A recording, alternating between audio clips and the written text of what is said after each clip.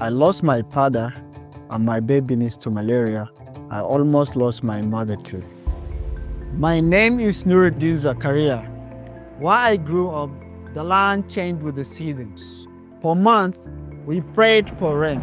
But when the rain came, they brought life to the savannah and sickness to our homes.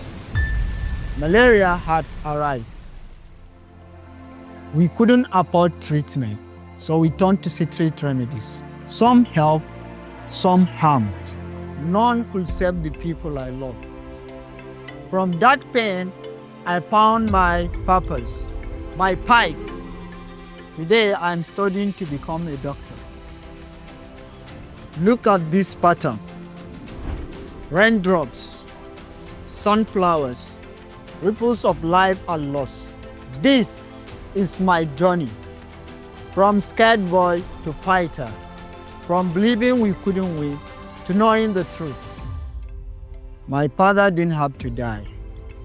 My mother didn't have to suffer. Malaria is preventable, treatable. But without access to healthcare, it is deadly. I fight for every life lost and every life we can still save. We cannot stop now.